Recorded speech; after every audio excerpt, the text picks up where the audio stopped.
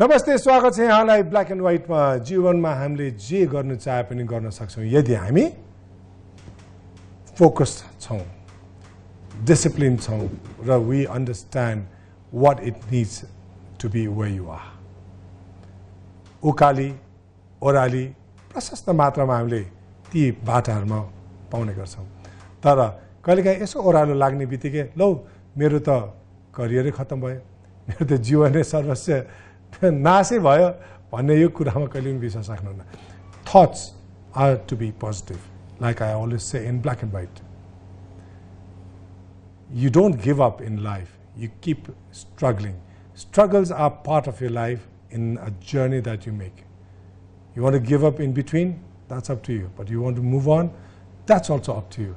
But ultimately, what matters is the thought process that guides you, carries you to the destination you always want to be. Watch this profile and you'll understand what determination is all about. इच्छा शक्तिको अगाडि कुनै बाधा अडचनले रोक्न सक्दैन। यसका उदाहरण हुन् नेपाल वायु सेवा निगमका महाप्रबन्धक सुगत रत्न कंसाकार। धराशय भइसकेको नेपाल टेलिकमको व्यवसायलाई सर्वाधिक सफल बनाउनु भई नेपाल वायु सेवा निगममा आउनु भएका कंसाकारको लोकप्रियतालाई केही प्रतिगामी तत्त्वहरूले पचाउन सकेनन्। फलस्वरूप उहाँले जेल नेलको सजाय समेत भोग्नु पर्यो। अन्ततः सत्यको सधैँ जित हुन्छ भने चाहिँ सर्वोच्च अदालतले उहाँको मुद्दालाई खारेज गरेपछि पुनः महाप्रबन्धकको रूपमा नियुक्ति भई आउनु भएका कंसाकारले नियमित सुरक्षित उडानका लागि 2वटा 320 एयरबस ल्याइसक्नु भएको छ भने विदेशी उडान सेवालाई विस्थापित गर्न जापान, अस्ट्रेलिया, अमेरिका, युके र अन्य संसारका विभिन्न शहरमा नेपाली उडान सेवा सञ्चालन गर्न महत्वपूर्ण योजना कार्यान्वयन गर्दै हुनुहुन्छ।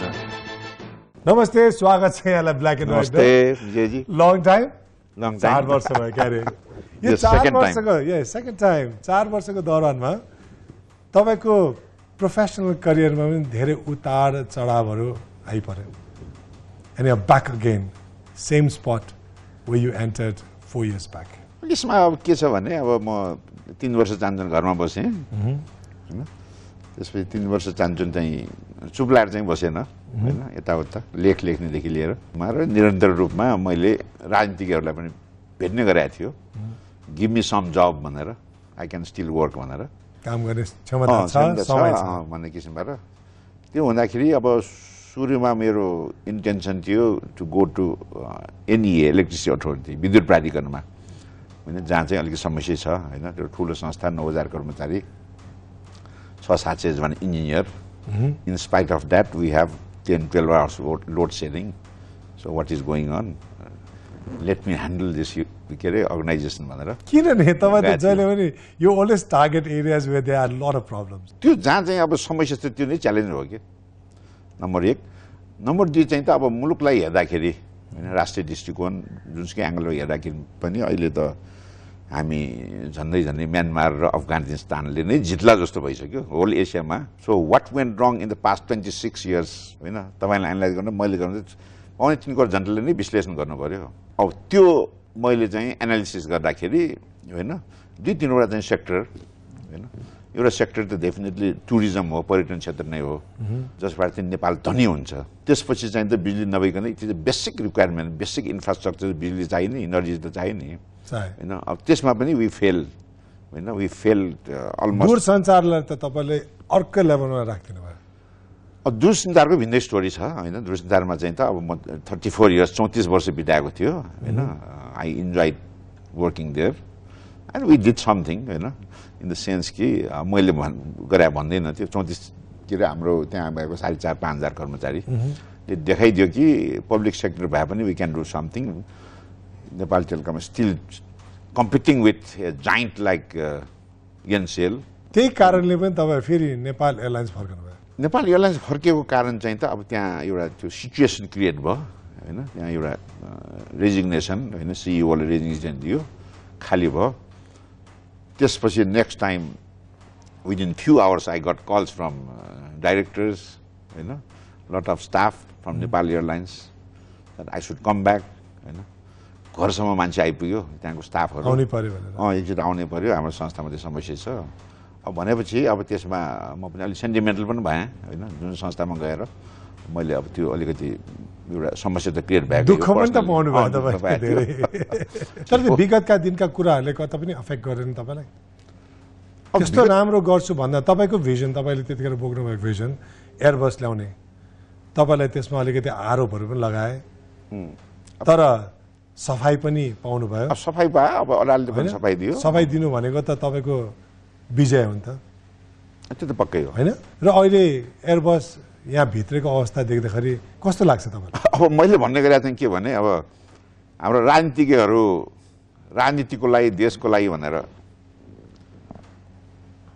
जेल जाने गरेको थियो म विकासको लागि भनेर जेल गए जस्तो विकासको लागि पुरा अब म त्यो रूपमा लिँदाखेरि अब मलाई चाहिँ अब सेटिस्फ्याक्टिङ भइरहेको छ आनन्द तर तपाईँको एब्सोल्युट सपोर्ट थियो नि त त्यतिखेर त्यो बेला चाहिँ त्यो भएको थियो पर्यटन क्षेत्रले पुरै के सपोर्ट गरेको थियो त्यसबाट पनि प्रमाणित हुन्छ कि पर्यटन क्षेत्रको मेरुदण्ड भने चाहिँ नेपाल एयरलाइन्स रहेछ नेपालको सोसियो इकोनोमिक डेभलपमेन्टमा यसको ठुलो हात छ हात भएको कर्पोरेसन जहिले पनि tip tip tip tip tip tip अवस्थामा आज भएको धेरै वर्ष भइसक्यो के गर्नु सक्नुहुन्छ अब यसमा चाहिँ मेरो भनाइ के भने गर्न सक्छ नसक्छ भन्दा पनि गर्नै पर्यो त अप्सनै भएन अप्सनै छैन त तपाईँले अघि भन्नुभएको थियो टुरिज्ममा सबैभन्दा ठुलो टेवा पुर्याउन सक्ने एयरलाइन हो त कुन अर्थमा भन्नु त्यो कस्तो भने अब यहाँ 25-26वटा एयरलाइन्स आउँछ होइन धेरैको दिमागमा के परिरहेछ भने 25-26वटा एयरलाइन्स आउँछ त्यहाँ प्रतिस्पर्धा भइरहेछ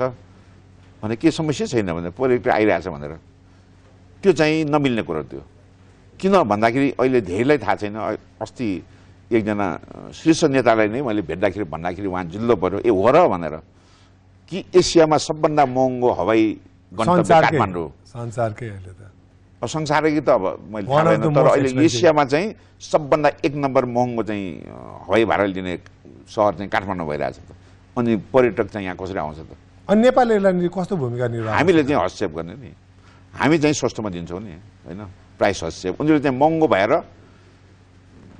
लागत मूल्य महँगो भएकोले उसले महँगो गरायो होइन नाफा बढी ल्यायो मन परि नाफा ल्यायो कुनै उदाहरण छ अहिले नेपाल एयरलाइन्सले त्यसरी मूल्यमा चाहिँ कटौती गराउन सकेको सेक्टर्सहरू अब हेर्नुहोस् अहिले तत्काललाई त अब सिचुएसन अर्कै छ भूकम्प पछिको सिचुएसनमा चाहिँ फरक छ त तैपनि हामीले चाहिँ अब ब्याङ्कक क्वालालम्पुरमा चाहिँ होइन बाई 2 गेट फ्री भनेर चाहिँ 2टा टिकट लिएपछि एउटा चाहिँ फ्री दिने गरिरहेछ होइन अक्युपेन्सीको कुरामा गर्दाखेरि अक्युपेन्सी त हेर्नुहोस् चाहिँ अब नेपाल एयरलाइन्सको साख चाहिँ अलिक कम भएकै हो कारण चाहिँ हाम्रो रिलायबिलिटी होइन फ्लाइट क्यान्सल हुने समयमा उड्ने नउड्ने त्यो सबै भएको कारण चाहिँ त्यहाँको कर्मचारी खराब भएर होइन त्यो यहाँको सबैको दिमागमा त्यही छ हामी चाहिँ हवाईजहाजै नभएपछि हवाईजहाज टेक्निकल हुने भन्ने चाहिँ अत्यन्त सामान्य कुरो हो हवाईजहाज बिग्रिने भन्ने कुरा अत्यन्त सामान्य कुरो अमेरिकामा पनि हुन्छ जापानमा पनि हुन्छ ब्रान्ड न्यू हवाईजहाज पनि बिग्रन्छ अलिकति सानो प्रब्लम आएपछि त्यो उडाउनै भएन नि होइन अहिले त हवाईजहाजहरू छ नि त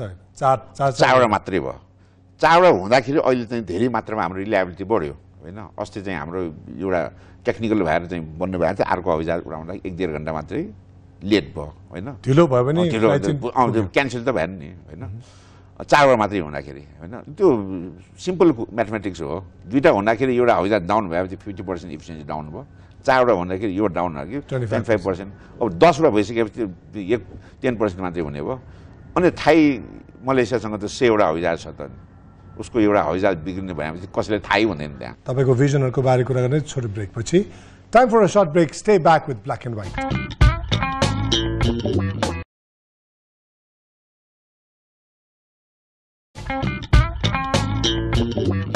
स्वागत छ यहाँलाई फेरि पनि ब्ल्याक एन्ड व्हाइटमा मसँग हुनुहुन्छ नेपाल एयरलाइन्सको सिइओ म्यानेजिङ डाइरेक्टर सुगत कन्साकार सर स्वागत छ यहाँलाई फेरि पनि थ्याङ्क यू तपाईँलाई डर लाग्दैन सर त्यत्रो ठुल्ठुलो अन्तर्राष्ट्रिय विमान सेवासँग 4वटा जहाज लिएर कम्पिट गर्ने भन्दै हुनुहुन्छ हाम्रो नेपाल एयरलाइन्स पनि जुन चाहिँ नेपाल एयरलाइन्सको एउटा चाहिँ इमेज पहिलेदेखिको होइन पहिले एसियामा यो साउथ एसियामा सबभन्दा राम्रो एयरलाइन्स भएकै हो त अब त्यो चाहिँ फेरि रिभाइभ गर्ने भने नसकिने त कुरै होइन नि मैले भन्ने गरेको छु नि 20 वर्ष पहिले त लन्डन पुगेकै हो त तर विमान चालक कहाँबाट ल्याउनुहुन्छ नि विमान चालक त तपाईँको चाहिँ अब नेपालीहरू यहाँ अब छ अहिले 60-70 जवान उहाँहरूले ट्रेन गर्ने ट्रेन नभएसम्मलाई होइन त्यो त अलिकति त्यहाँ अरूले नबुझ्ने कुरा छ यहाँ पाइलटहरू चाहिँ जतिसुकै त्यहाँ बोर्ड फर्स्ट आए पनि उसले भोलिपल्टदेखि क्याप्टन हुनु पाउँदैन सर्टन आवर्स चलाउनुपर्छ त्यो हिसाबले अहिले चाहिँ बाध्य भएर हामीले चाहिँ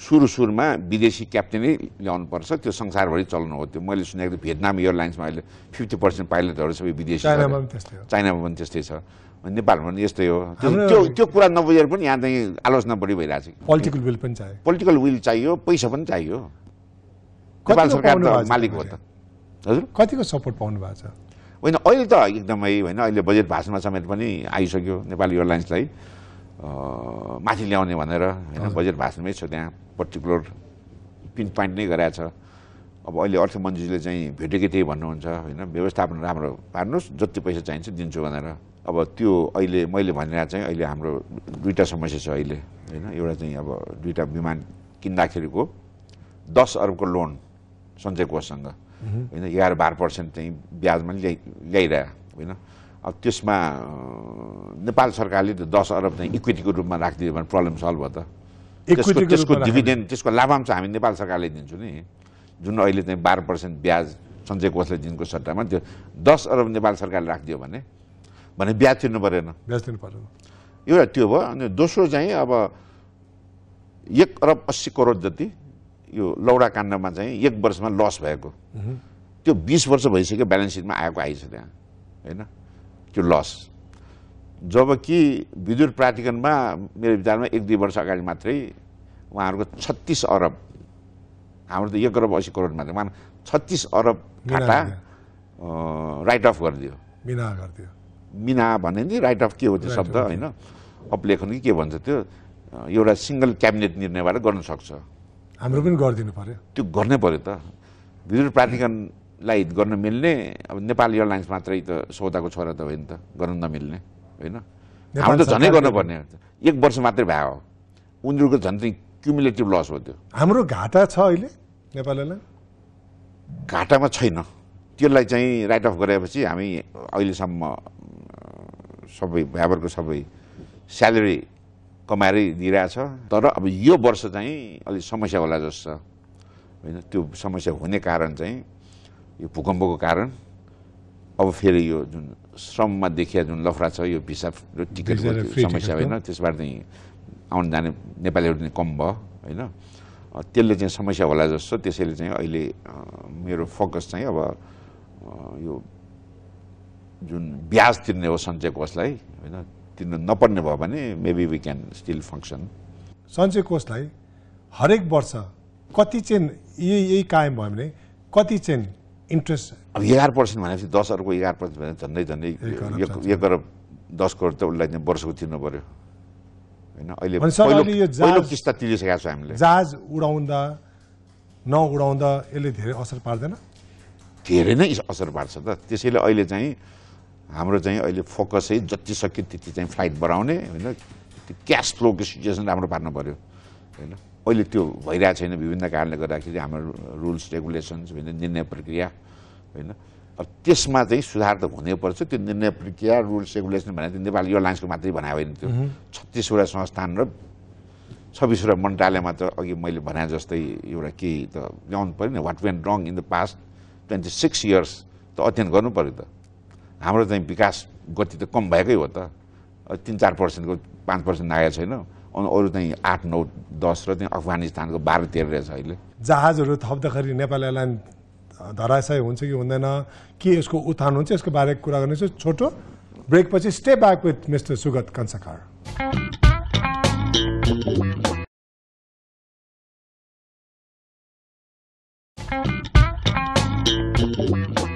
स्वागत छ यहाँलाई फेरि पनि ब्ल्याक एन्ड व्हाइटमा मसँग हुनुहुन्छ मिस्टर सुगत कन्साकारजी स्वागत छ यहाँलाई फेरि पनि ब्ल्याक एन्ड व्हाइटमा धन्यवाद हाम्रो यो देशकै एयरलाइन हो नि त ध्वजभाग हो त नेपाली जनताको एयरलाइन हो नि त यो भित्र काम गर्दा कठिनाइहरू त थुप्रै सामना गर्नुपर्छ तपाईँले एउटा युनियनको कुरा होला अर्को सरकारको नीति को कुराहरू होला र कर्मचारीहरूको कुरा। अहिले कर्मचारीहरूको कुरा गर्नुपर्दा तपाईँप्रति उहाँहरूको कस्तो सोच छ र तपाईँलाई कस्तो किसिमको सपोर्ट दिइरहेका छन्? हेर्नुहोस्, अब यो कर्मचारीको प्रब्लम यो चाहिँ जुन चाहिँ यो म्यानेजमेन्टको इस्यु होइन, त्यो त सुधार नगरिकन त कुरै छैन होइन। तर कतिपय नियमहरूले तपाईँको हात बाँधेर राखिदिन्छ नि त, अनि कसरी गर्नुहुन्छ त्यसमा? गिभ एन्ड टेक हुन्छ, रिवार्ड एन्ड पनिसको एउटा थियोरी अप्नाइन्छ, त्यो त यहाँ लागू हुँदैन। त्यो नभएको होइन होइन, हाम्रो चाहिँ कर्मचारी नियममा चाहिँ मैले हिजो मात्रै भनेको थियो, सल्लाह गरेको थियो, हरेक कोठामा हरेक ठाउँमा चाहिँ हाम्रो कर्मचारीलाई दिन सकिने सजाय र पुरस्कारको त्यो नियममा भएको 1-2 पाना जति छ, त्यो टाँस्ने के भनेर धेरैले बिर्सिसकेको छ होइन। वास्तवमा मैले चाहिँ त्यो एक्सनमा जानलाई चाहिँ मलाई अधिकार छ, यो स्टेजसम्म म आफैले गर्न सकिने, अर्को यो स्टेजसम्म सञ्चालक समितिले निकाल्न सक्छ। सञ्चालक समितिले त जेन्युन कारण भेट्यो भने एनीबडी स्याक गर्न सक्छ कि।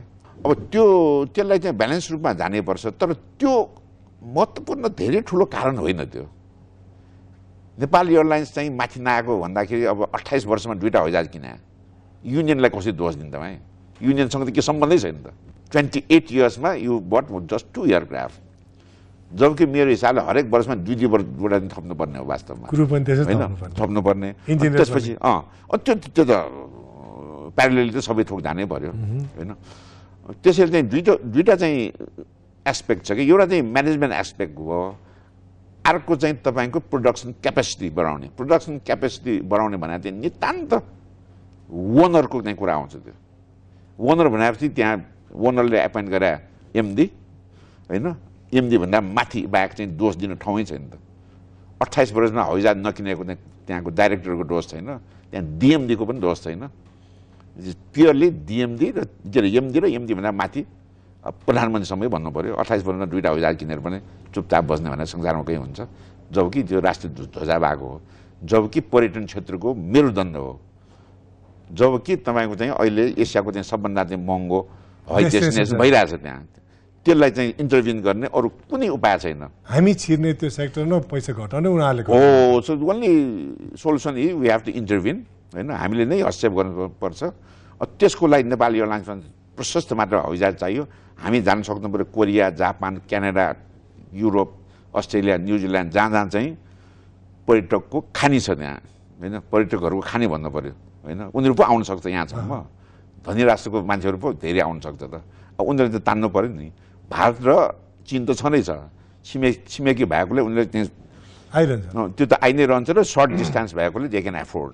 सबै एजेन्सिजहरू 16-17 एजेन्सिजहरू जो चाहिँ यो ट्राभल रिलेटेड अथवा यो टुरिज्म रिलेटेड र नेपाल एयरलाइन्स कर्पोरेसन र बाँकी अन्य प्राइभेट एयरलाइन्स पनि अब मर्ज भएर इन्टरनेसनल सेक्टरलाई चाहिँ ठुलो बनाउने, डोमेस्टिक सेक्टर्सलाई चाहिँ अब नेपाल एयरलाइन्सले छोडेर बाँकी आन्तरिक उडानकै कम्पनीहरूलाई नै ह्यान्डओभर गर्ने टाइम भएन र? त्यसमा चाहिँ मेन कारण के एउटा चाहिँ के भने त्यहाँ समस्या एउटा चाहिँ त्यो पब्लिक कर्पोरेसन भएको कारणले गर्दाखेरि यहाँ चाहिँ 52वटा एयरपोर्ट कि 54वटा एयरपोर्ट छ।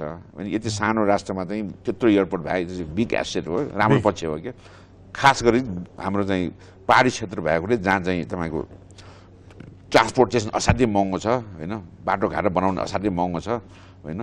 अहिले पनि कुनै गाउँ यस्तो रहेछ जुन गाउँबाट काठमाडौँ आइपुग्नलाई चाहिँ 6-7 दिन लाग्ने होइन, बसको बावजुद पनि।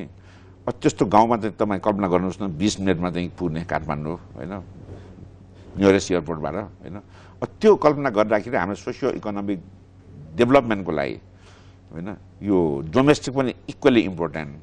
तर प्रश्न के आउँछ भने त्यस्तो अहिले पनि धेरै चाहिँ एयरपोर्ट छ जहाँ चाहिँ प्यासेन्जर धेरै आउँदैन होइन। नआउँदाखेरि चाहिँ यो प्राइभेट सेक्टर जान चाहिँ हिचकिचाउँछ। प्राइभेट सेक्टरको धर्म भने पैसा कमाउने हो कि, त्यसमा चाहिँ प्राइभेट सेक्टरलाई गाली गर्नै पाइँदैन त, उसको धर्मै पैसा कमाउने हो। तर हामी चाहिँ पब्लिक सेक्टर भएको कारणले गर्दाखेरि होइन तलब खाने र हामी बोनस खाने स्थिति आएपछि we can do social service. अब त्यो गर्नलाई चाहिँ डोमेस्टिकलाई छोड्ने कि नछोड्ने त्यो चाहिँ नितान्त त्यो पनि म ओनरको चाहिँ हातमा छोडिदिन्छु। त्यो नेपाल सरकारले भन्नु पर्यो वी आर रेडी होइन, we are ready to to leave the domestic sector to totally to private sector, and we focus on only international. Sir, I'll get the critical questions. If you don't want to answer, please do not answer.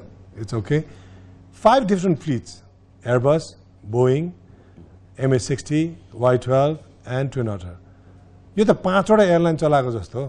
अब त्यसमा चाहिँ एउटा चाहिँ general principal एउटा थम rule जस्तो हो त्यो हैन, एयरलाइन्सहरूले जति सक्यो त्यति चाहिँ फ्लिट टाइप्स कम गर्ने भनेर हैन।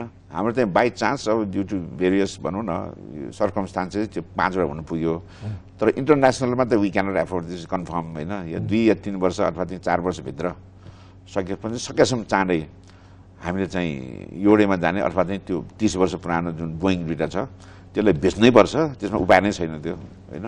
तर अहिले 4वटा जेट भइरहेको ठाउँमा त्यो दुईटा बेचेर चाहिँ फेरि दुईटामा आउने इम्पोसिबल छ त्यो त म गर्नै दिँदैन हैन। 4वटामा स्टिक हुनै पर्यो, जबसम्म अर्को दुईटा आउँदैन वी विल रन बोइङ पनि हैन। अनि त्यसपछि चाहिँ वी विल डिस्पोज दुईटा बोइङ, त्यसपछि चाहिँ अल इयर बस हुन जान्छ until we have 15 or 16 Airbuses हैन। अनि 15-16वटा 20वटा चाहिँ इयर बस भइसकेपछि we can afford to bring one more company like Boeing or something like that. तर अहिले चाहिँ there is no other option than sticking to Airbus and doing away with Boeing. तपाईको पोजिटिभ कुरा सुन्दाखेरि every time we sit with you, it gives us a different perspective about life. Nepal एयरलाइन्सको कुरा गर्दाखेरि it is so different. तपाईको बारेमा अरूहरूले के भन्दा रहेछन् त एकछिन सुनौँ त। I'm sure they have something to say about you. 4वटा जेटबाट उहाँले एभ्री इयर 2 जेट एड गर्ने प्लानहरू पनि छ इन्टरनेसनल सेक्टरमा। मार्केट सेयरहरू पनि बढाउने भन्ने नै उहाँको भ्यू पोइन्ट भएको भएर चाहिँ नि हामीले चाहिँ नि उहाँपट्टि हामी धेरै आशावादी छौँ र उहाँको त्यो पोजिटिभ एटिट्युडले गर्दा चाहिँ नि I am confident that this organisation will really do well.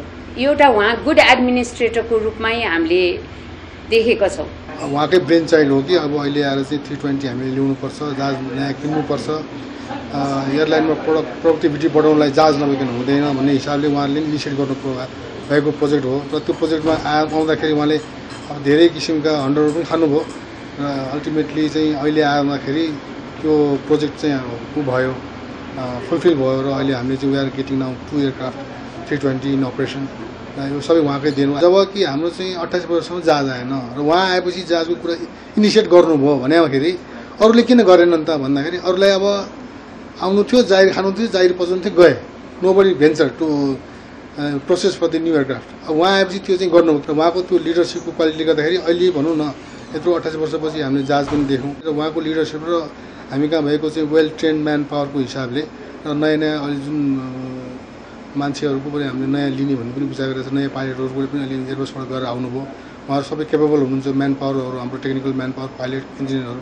त्यस कारण म देख्छु यसको चाहिँ उहाँले चाहिँ सफलता हासिल गर्नुहुन्छ र एयरलाइनले पनि एउटा नयाँ मोड लिन्छ जस्तो लाग्छ मलाई। त्यो भयो उहाँले गरेका कुराहरू। अब I'll give you 1 minute, sir. The camera is right in front of you. You can look directly to our audience and tell little bit about the vision that you carry. अलिकति आरोप पनि छ सरलाई। आरोप चाहिँ कस्तो छ भन्दाखेरि अब यहाँ सेटलै भएको छैन, क्रू नै छैन, अब कहाँ 330 350 को ठुल्ठुलो जहाज ल्याउने कुरा गर्नुहुन्छ, हाउ इज इट पोसिबल भन्ने कुराहरू छ। त्यसमा चाहिँ कुरो के छ भने अब नेपाल त अहिले धेरै विकास गरेको छैन नि। राइट। नेपाल विकास गरेकै छैन, अब विकास काम बन्द गर्ने भन्न पाइन्छ र भने हवाईजहाज नकिन्ने भने चाहिँ अब विकास बन्द गर्नु भने हो त्यो त पाइँदैन, विकास त गर्नै पर्छ त हैन। नेपाल एयरलाइन्सको विकास गर्ने, नेपाल एयरलाइन्सको माथि आउने भने चाहिँ त विमान त किन्नै पर्यो त, विमान नभएको एयरलाइन्स भने त अब के हो त्यो त हैन। त्यसले धेरै कुरा नबुझेर भनिरहेको हो। त्यो नबुझेको के भने व्यवस्थापन नसुधिकन त विमान किन्न पाइँदैन भनेर भन्छ। व्यवस्थापन भने चाहिँ कस्तो भने त्यो चाहिँ निरन्तर प्रक्रिया हो, व्यवस्थापन सुधार भने हैन। जसले चाहिँ अब व्यवस्थापन सुधार भइसक्यो भन्छ त्यसलाई त म मूर्ख भन्छु, त्यो हुनै सक्दैन। त्यो अहिले जापान र अमेरिकामा व्यवस्थापन सुधारको चाहिँ रिसर्च गरिरहेको छ त, उनीहरू त अब व्यवस्थापनसँग अहिले चाहिँ सन्तुष्ट छैन भने हामी सन्तुष्ट भने त कुरै आउँदैन। So it is a continuous process. त्यसलाई चाहिँ सँगसँगै लगेर प्रोडक्सन क्यापेसिटी बढाउने, धमाधम चाहिँ विकासको काम गर्ने, धमाधम फ्याक्ट्री खोल्ने भने चाहिँ धमाधम हवाईजहाज किन्ने हो त। नत्र त के व्यवस्थापन सुधार मात्रै गरेर चाहिँ के हातमा हात राखेर बस्नु। हामी ब्ल्याकलिस्टबाट निक्लन्छौँ। निक्लन्छ त? निस्कन्छ किनभने अब यो ब्ल्याकलिस्टको कुरो पनि अरू पनि धेरै मुलुक परिसकेका छ, उनीहरू चाहिँ सबै उम्किसक्यो होइन। अब हामीले नै त्यहाँ अहिले मेरो विचारमा यो सिभिल एभिएसनले चाहिँ उनीहरू एकदमै फोकसको रूपमा गइरहेको छ। हामी होइन अहिले maybe first area ground handling चाहिँ इन्टरनेसनल स्ट्यान्डर्डको EASA सर्टिफिकेट चाहिँ हामी विदिन नेक्स्ट फ्यु मन्थ्स पाउला कि भनेर आश गरेर बसिरहेको छु। यो विषयमा बुझ्दाखेरि होइन अरू एभिएसन एक्सपर्टसँग अथवा एभिएसन पिपुलसँग लाइक एयरबससँग यिनीहरूसँग कुरा हुँदाखेरि it is matter of few months or something like that we can be out of black list. धेरै राष्ट्रहरू भएको छ, अब हामी पनि पर्यो होइन। र त्यो परेको मेन कारण के भने त्यो 3-4वटा एक्सिडेन्टमा हेलिकप्टर एक्सिडेन्ट के एक्सिडेन्ट भयो नि यो 5-7 वर्षमा, त्यसमा चाहिँ धेरै युरोपियनहरू चाहिँ मर्या रहेछ अलिअलि होइन। अनि त्यसलाई नै आधार मानेर उनीहरूले चाहिँ ब्ल्याक लिस्टमा राखेको भन्ने चाहिँ कुरा आयो होइन, अन्य फ्याक्टर चाहिँ होइन। र civil aviation is focusing on that. So I think very you are working in unison with them? Yes, of course, we have to. Thank you so much for being on Black and White, sir. It's always a pleasure having you here. Thank you. And it's lovely having you here. मेरा दाजुभाइ दिदीबहिनीहरू, आज म एउटा प्रस्तुताको रूपमा यहाँ खडा भए तापनि हामीहरू एउटा नेपाली भएको नाताले हाम्रो सेन्टिमेन्ट जहिले पनि हाम्रो नेपाली एयरलाइनमा नै हुन्छ। चाहे त्यो नेपाल एयरलाइन्स होस्, चाहे त्यो अरू कुनै अन्य एयरलाइन्स हो नेपालभित्रका, ती सबै एयरलाइन हाम्रो एयरलाइन हो। हामी नेपालीहरूको एयरलाइन भएको हुनाले हामी नेपालीको दायित्व पनि हुन्छ कि त्यो नेपाली एयरलाइनहरूमा मात्रै ट्राभल गरिउन्। विशेष गरेर ठुला ठुला ओहदाका सरकारी निकायका व्यक्तित्वदेखि लिएर सानो भन्दा सानो व्यक्तिहरूले पनि नेपाल एयरलाइन्स अथवा नेपालभित्र भएका सम्पूर्ण एयरलाइन्समा मात्रै ट्राभल गरिउन्। हाम्रो अधिकार हो हाम्रो नेताजीहरूलाई उडाउने, हाम्रो अधिकार हो हाम्रा अग्रजहरूलाई, हाम्रा सिनियर्सहरूलाई हाम्रो हस्पिटालिटी प्रदान गर्नु। किनकि पहिला त charity begins at home, then only you can start doing charity to others and we can start attracting people. Nepali नै नेपाल एयरलाइन्स उड्दैनन् भने विदेशीहरू कसरी उड्लान्, यो प्रश्न तपाईहरुलाई। So stay back with Black and White until next week, because we are going to come back with a lot of positive thoughts, positive people and positive ideas like this every week for you. Until then, namaste, charyo and good night.